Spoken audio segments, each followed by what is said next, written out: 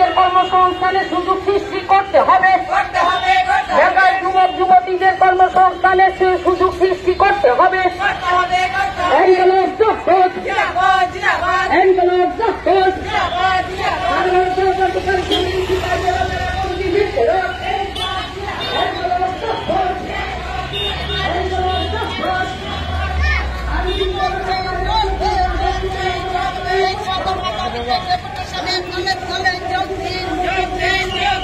নারী অধিকার রক্ষার্থে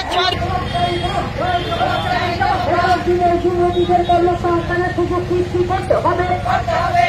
বেকার যুবক যুবতীদের কর্মসংস্থানের সুযোগ সৃষ্টি করতে হবে।